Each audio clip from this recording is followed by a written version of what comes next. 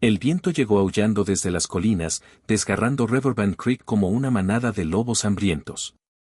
Aullaba sobre los tejados, hacía traquetear las contraventanas de la escuela de una sola aula y deslizaba dedos helados bajo el marco de la puerta donde permanecía la señorita Eliza Carrington, sin abrigo, con el aliento visible, los ojos escudriñando la carretera vacía. Los niños se habían marchado una hora antes, pisoteando la nieve en grupos de 2 o 3, con bufandas de lana bien ceñidas y los guantes colgando. Eliza se había quedado para limpiar la pizarra, aunque en realidad era solo para evitar regresar a su cabaña. Aquella pequeña casa ahora solo guardaba silencio y recuerdos que no podía soportar enfrentar antes de que se pusiera el sol. 6 meses viuda, 3 meses sin cobrar, y a un temporal de nieve de ser olvidada. Eliza se ciñó más el chal y salió al exterior. Sus botas se hundieron en la nieve casi hasta las rodillas. El viento le mordía las mejillas, tenía los labios agrietados y en carne viva. Cada paso hacia las afueras del pueblo le parecía más pesado que el anterior. La linterna que llevaba parpadeaba en protesta, proyectando sombras largas y ondulantes sobre el suelo cubierto de nieve. Terco como tu marido, quizá más. Le había dicho la vieja señora Carter cuando rechazó la caridad de las mujeres de la iglesia la semana pasada. A Eliza no le importaba. Había enterrado su orgullo cuando enterró a Thomas. Solo quedaba la promesa que le había hecho, mantener la escuela en marcha, enseñar a los niños de Riverbend, aunque el mundo se congelara. Y aquella noche, casi lo había hecho. Cuando llegó a su cabaña, tenía las manos entumecidas y la llave se le escapó 2 veces antes de que la cerradura se diera. Dentro, el aire no era más cálido. La chimenea estaba fría y oscura. La última leña se había consumido la noche anterior. Encendió la única lámpara junto a la ventana y dejó caer su cartera junto a la puerta. El abrigo de Thomas seguía colgado allí, intacto, un monumento a un hombre que un día salió hacia la tormenta en busca de ayuda y nunca regresó. Eliza se dejó caer en la mecedora, se quitó la bufanda y miró fijamente la chimenea vacía. No era el hambre lo que le retorcía el estómago. Era el silencio. Entonces sonó el golpe. Se sobresaltó, conteniendo el aliento. Un solo golpe firme en su puerta en medio de una tormenta de nieve. Señorita Carrington, llamó una voz profunda a través de la madera. Se levantó despacio, los dedos rozando la pistola sobre la repisa. ¿Quién es? Calder Roar, de Southridge. Eliza dudó. Conocía el nombre. Todo el mundo lo conocía. Dueño de la Roar Cattle Company. Veterano de guerra que vivía solo en las colinas, con más caballos que amigos. El mes pasado había estado en el pueblo hablando en la iglesia sobre rutas de ganado y conflictos por el alambre de púas. Ojos fríos, espalda recta, problemas. ¿Qué quiere? Leña, dijo simplemente. Y una comida decente, si me acepta. Sus dedos se apartaron de la pistola. No tengo mucho. Él no respondió. Cuando abrió la puerta, él estaba enmarcado en la tormenta, sombrero cubierto de nieve, abrigo pesado de hielo, un brazo sosteniendo un saco de lona con leña cortada. He oído hablar de su situación, dijo. No vengo a compadecerme. Solo pensé que tal vez podríamos ayudarnos mutuamente. Eliza no habló, simplemente se apartó y lo dejó entrar. Él apiló la leña junto a la chimenea sin decir palabra, sacó astillas de su mochila y se arrodilló, encendiendo una cerilla con facilidad practicada. El fuego prendió lentamente, brillando suave y anaranjado en la oscuridad. Ella se mantuvo a unos pasos de distancia, brazos cruzados. Observando. Ha estado vigilando la escuela, dijo ella con tono seco. Todas las mañanas esta semana. No intentaba ocultarlo. ¿Por qué? Él no la miró. Quería ver cuánto aguantaba. Eliza se tensó. No necesito un salvador. No dije que lo necesitara. Entonces alzó la vista, y a la luz parpadeante del fuego, su expresión se suavizó un poco. Pero sé lo que es intentar mantener el mundo unido con el frío en los huesos. El silencio entre ellos se alargó. El fuego crepitaba más cálido ahora, proyectando dorado sobre el suelo de madera desnuda. ¿Por qué ahora?, preguntó ella. ¿Por qué venir esta noche? Él se sentó sobre los talones. Porque viene una tormenta que tragará todo este valle si alguien no interviene. Y porque, si me lo permite, prefiero no ver morir a una buena mujer por culpa de su orgullo. Su garganta se apretó. No me conoce. Aún no. Más tarde, comieron lo poco que le quedaba, pan duro y caldo aguado.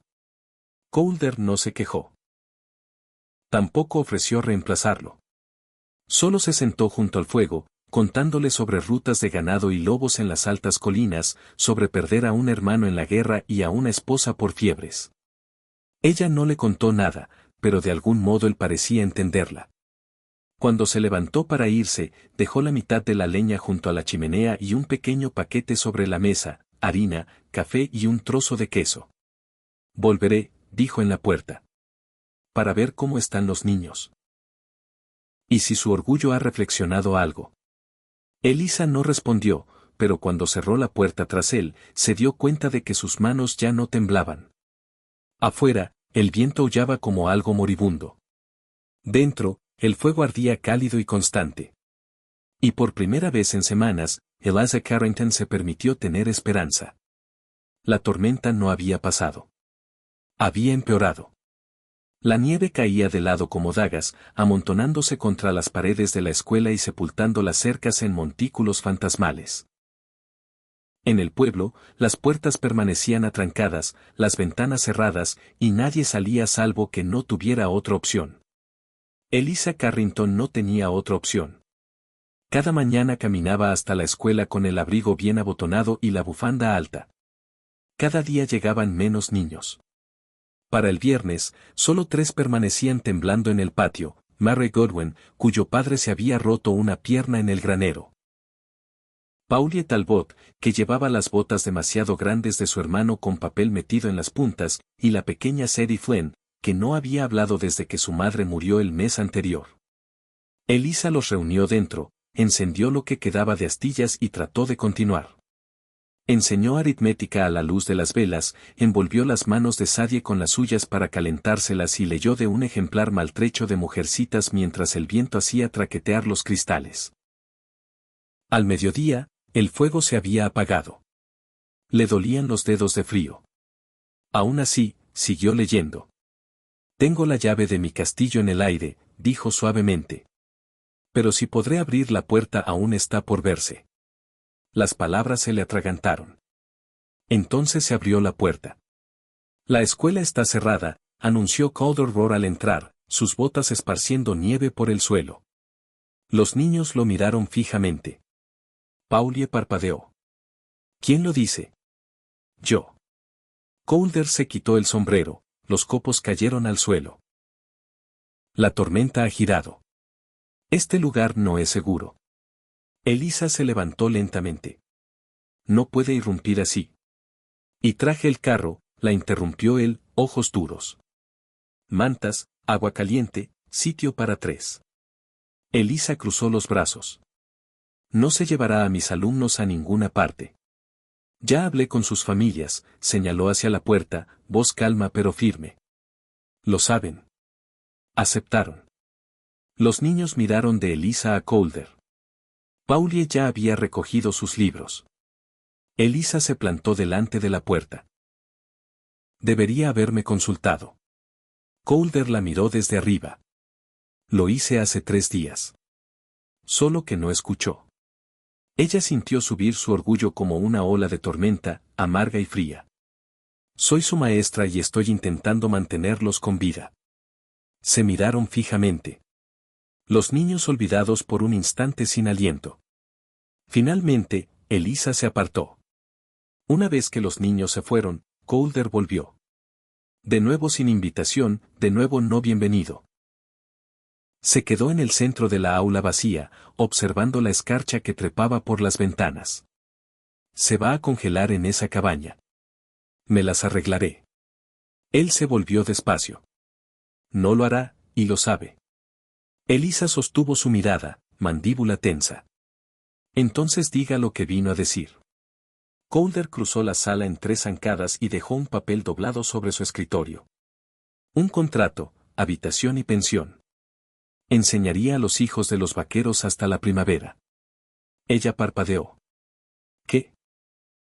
Tengo una docena de niños repartidos por 3 condados. Listos. Salvajes como coyotes. Han estado cabalgando horas para llegar al pueblo cuando el tiempo lo permite. Construiré un aula en el rancho. Calefactada, seca, segura. Elisa desdobló la hoja con dedos temblorosos. Su letra era clara, firme. Los términos eran justos, incluso generosos, un lugar donde vivir, salario, sus propios aposentos. ¿Por qué yo?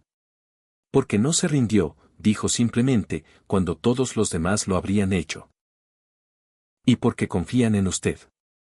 Ella leyó el papel otra vez. La voz de Calder se suavizó. No le ofrezco caridad, Elisa. Le ofrezco una asociación. Algo real. Algo bueno. Ella lo miró entonces.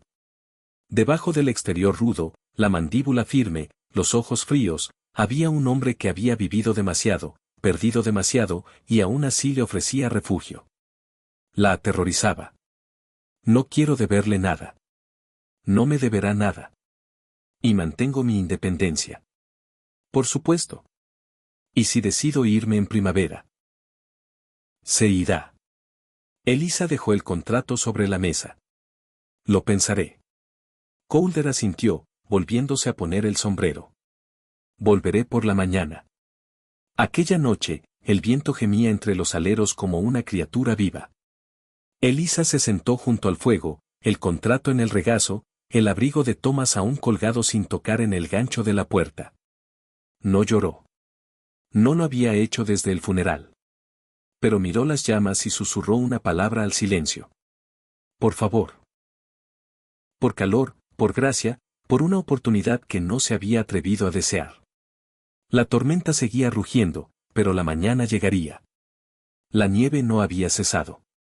Caía en cortinas espesas, borrando las líneas entre tierra y cielo, entre pasado y futuro. Pero por primera vez en semanas, Eliza Carrington estaba caliente. Se sentó en el borde de una cama estrecha, metida en un rincón de lo que antes había sido la biblioteca del rancho. Ahora era un aula improvisada con lámparas de aceite en todas las paredes, una pizarra colgada entre 2 ventanas y 10 pequeños pupitres hechos con cajones reciclados. El aula prometida por Calder había sido construida en 2 días. Era un hombre de pocas palabras, pero cuando daba una, parecía tener peso. Elisa se levantó y se acercó al fuego. Su calor la envolvió como un chal. Una tetera silbaba suavemente en una estufa cercana, y el aroma a café fresco llenaba la habitación. Se permitió un instante para respirar. Entonces se oyó el sonido de cascos. Afuera, un carro entró traqueteando en el patio, y segundos después la puerta se abrió de golpe con una ráfaga de nieve y risas. Señorita Carrington. 10 niños irrumpieron dentro, sacudiéndose la nieve de los sombreros y bufandas, las botas resonando en el suelo de madera. Eran más pequeños de lo que esperaba, de 6 a 12 años, y más rudos también.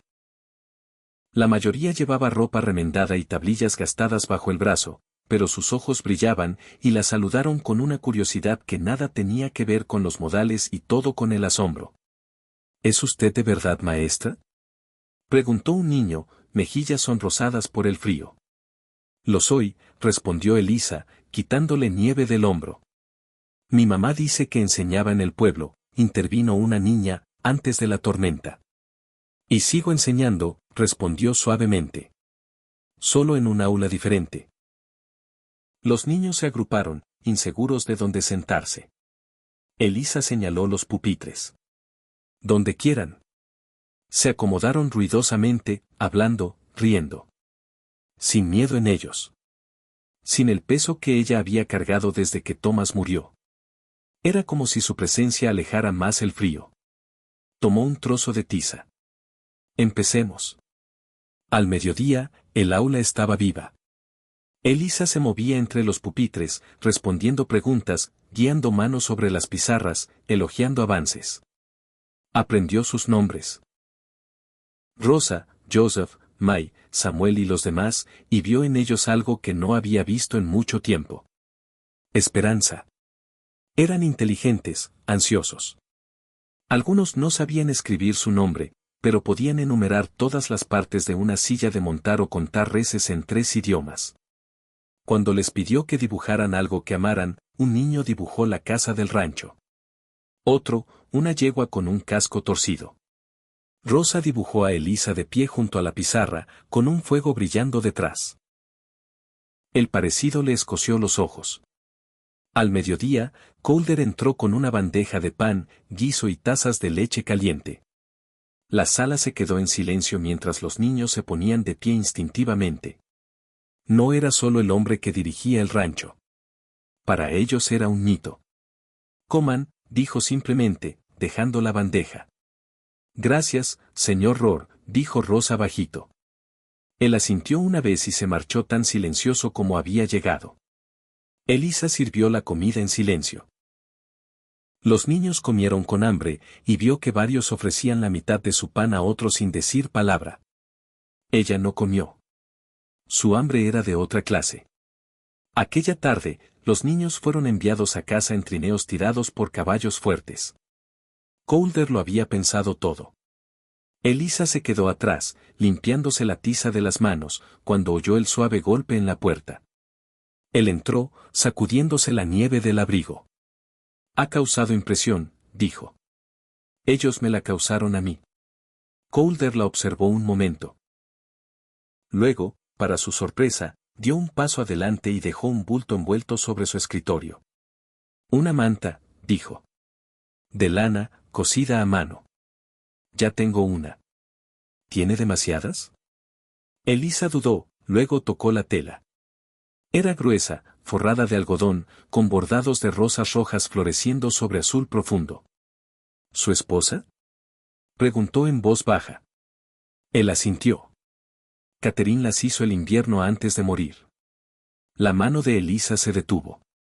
¿Guarda su labor en el aula? Ella creía en el calor. Dijo simplemente. Incluso para desconocidos. Un silencio se asentó entre ellos, cómodo esta vez, medido.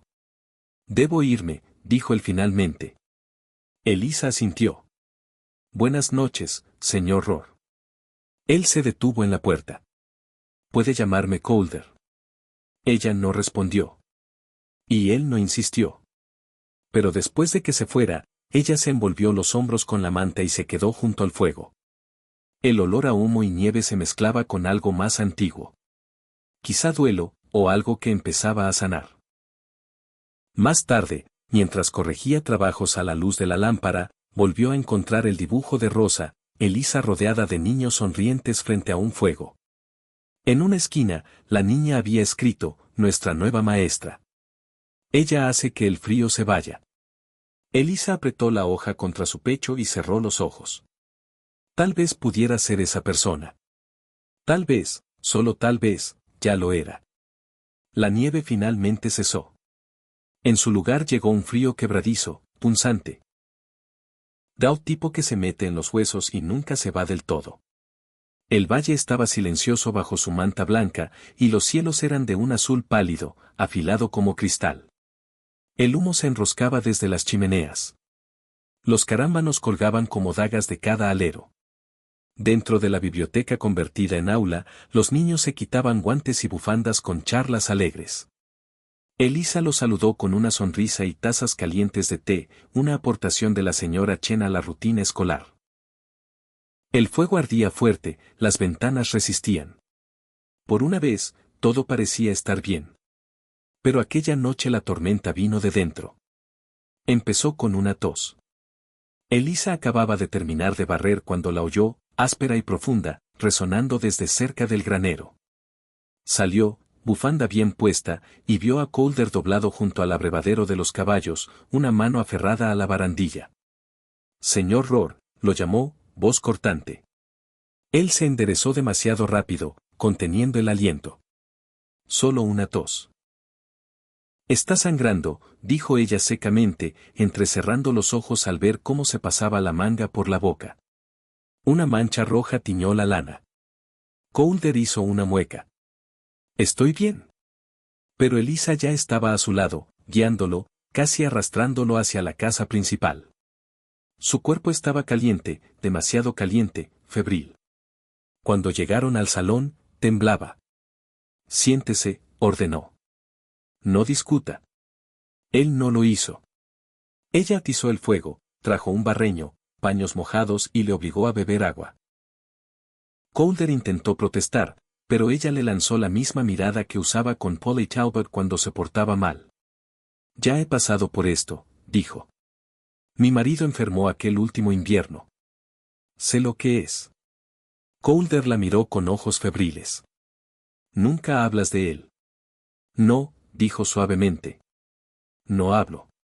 Thomas Carrington había sido un hombre callado, bueno con los caballos, mejor con el silencio. Cuando llegó la fiebre, quemó rápido. 3 días desde la primera tos hasta el último aliento. Elisa había pasado esos días a su lado, probando todos los remedios caseros que susurraban las vecinas. Té de cebolla, alcanfor, vinagre hervido. Nada funcionó. Lo enterré con mis propias manos, dijo ahora, presionando el paño en la frente de Colder. La tierra estaba congelada. Me llevó toda la noche. Colder no habló. Sus ojos se cerraron. Juré que nunca volvería a querer, susurró Elisa. Porque siempre termina así. En fuego o en escarcha. Siempre. Él alzó la mano de pronto, agarrándole la muñeca. No bruscamente, sino firme. No soy él, roncó. Lo sé. Y lo sabía. Porque cuando miraba a Colder, no veía a Thomas. Veía a un hombre que había sobrevivido a tormentas distintas. Un hombre que conocía el duelo como ella conocía el hambre. Siempre ahí, nunca ruidoso. Se durmió. Elisa se quedó a su lado, alimentando el fuego, secándole el sudor de la cara, susurrando tonterías solo para mantenerlo atado al mundo. Se quedó toda la noche. Al amanecer, la fiebre cedió. Colder abrió los ojos, más claros ahora, y la encontró desplomada en la silla junto a él, la cabeza apoyada en los brazos. Elisa. Ella se removió, parpadeando. Está despierto. Lo siento, dijo él con voz ronca. ¿Por qué?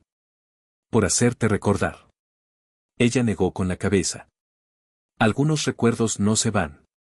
Pero no tienes que cargar los míos. Ya tienes bastantes propios. Un silencio pasó entre ellos. Luego Colder habló bajito. Catherine murió hace 5 inviernos. Fiebre, también. Era fuerte, terca. Siguió enseñando en la escuela de la misión hasta que se derrumbó en la nieve. A Elisa se le cortó el aliento. Construí esta escuela para ella, dijo. Pero no la abrí. No pude. Ahora sí. No, la miró. Tú la abriste. Aquella tarde, los niños trajeron dibujos de muñecos de nieve, reses y sueños. Rosa había dibujado a Elisa otra vez, esta vez con Colder sentado a su lado, un fuego brillando entre ellos. Ella sonrió a pesar de sí misma. Más tarde, en su habitación, encontró un paquete envuelto en arpillera, botas nuevas, un par de guantes suaves y un pequeño libro de poesía. Sin nota, sin firma, pero lo sabía. Y en el cajón junto a su cama, colocó el libro junto al reloj de bolsillo de Thomas. No como reemplazo, sino como señal de algo nuevo. El deshielo llegó despacio. Empezó con gotas de los aleros, el susurro de la nieve derretida deslizándose de los tejados a media mañana. Los caminos se endurecieron en barro compacto, no hielo, y con el deshielo llegaron visitas, ojos curiosos, lenguas sueltas. Cuando Elisa llegó a la tienda general del pueblo, los chismes ya la habían adelantado. ¿Escucharon? Susurró la señora Felton detrás de un barril de harina. La ha acogido. Esa maestra viviendo en su casa, enseñando a sus niños. No es la madre de sus hijos, replicó la señora Weller, doblando ropa blanca. Y es indecente. Aún está de luto. Ya no lleva negro. Pues eso lo dice todo. Elisa estaba al otro lado del estante, espalda recta, manos apretadas alrededor de la correa de su cesta. No habló. No necesitaba hacerlo. La vergüenza le ardía bajo la piel. No por la mentira, sino porque parte era verdad.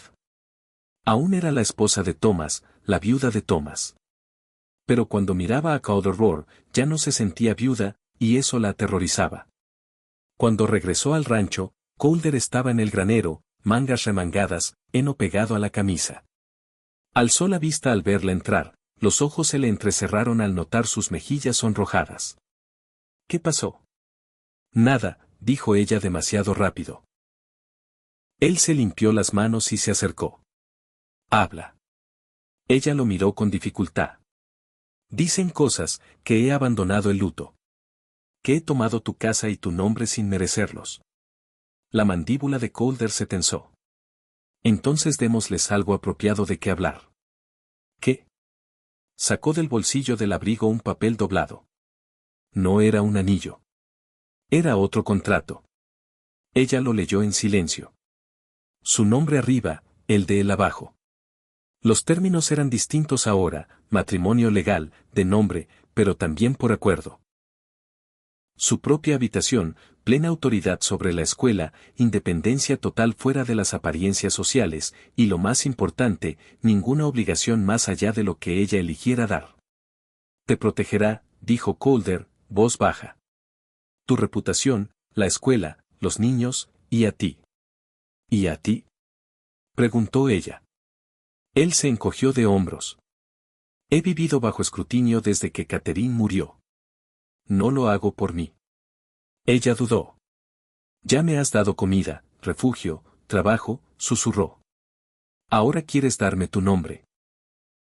Quiero darte un escudo, dijo. El mundo muerde fuerte, Elisa. Esto hará que lo piense 2 veces. El matrimonio fue silencioso. Sin invitados, sin anillos. Solo el reverendo Vitam en la casa del rancho. Una Biblia entre ellos y la señora Chen como testigo. Elisa llevó un sencillo vestido verde, el único que no había sido cosido para el luto. Calder la miró como si fuera luz de sol sobre la nieve. Dijeron los votos, firmaron los papeles. Él no le tocó la mano hasta que el reverendo dijo: puede besar a la novia. Aún entonces, solo rozó su mejilla, pero el corazón de Elisa dolió con el peso de aquello. Aquella noche, se sentó en su propia habitación, fuego crepitando, el certificado de matrimonio guardado en el cajón junto al libro de poesía y el reloj de Thomas. Afuera, volvía a nevar, suave y lento. Un golpe en su puerta. Pasa, dijo. Calder entró, dudando. Te traje algo. Sostenía una pequeña maceta, tierra y raíces apenas brotando. Un rosal. Ella parpadeó. No es primavera. No, dijo, pero pensé que tal vez estabas lista para que algo creciera. Ella lo tomó, manos temblorosas. No te amo, dijo de pronto. Lo sé. No sé si podré. Esperaré. Aunque nunca llegue, sonrió apenas. Aún así. Elisa miró la rosa, un pequeño capullo asomando en tierra fría. Y por primera vez desde la muerte de Thomas, deseó algo más. El primer azafrán asomó a través de la nieve un miércoles. Elisa lo vio desde la ventana del aula, violeta brillante contra el blanco, temblando pero intacto. Sonrió y se tocó el vientre distraídamente. El niño aún no llegaba, faltaba un mes, pero la vida tenía la costumbre de adelantarse en el valle. Los niños habían notado sus cambios mucho antes de que ella dijera nada. Rosa preguntó primero, ojos grandes, voz suave. ¿Hay un bebé ahí dentro, señorita Elisa? Samuel lo siguió con: ¿eso significa que el señor Roar es su marido de verdad ahora? Elisa rió entonces, nerviosa y un poco triste. Siempre lo fue, dijo. Solo que yo aún no lo sabía. El día del brote, Calder regresó del pueblo con 2 cajones, uno lleno de material escolar, el otro de plantones de primavera. Son tuyos, dijo, dejándolos en el porche. Si los quieres. Los quiero. No dijo más, solo asintió y fue a dar de comer a los caballos. Pero ella lo siguió. Calder. Él se volvió. La luz del sol le aclaraba el pelo, más suave ahora que en invierno. Tengo 2 meses durmiendo con tu nombre, dijo. Creo que es hora de dejar de fingir que no importa. Él frunció el ceño. ¿Qué estás diciendo? Que te amo, su voz se quebró. No creía que pudiera. No después de Thomas, pero tú. Su voz se rompió del todo. Él cruzó el espacio entre ellos, tomó su rostro entre las manos como algo sagrado.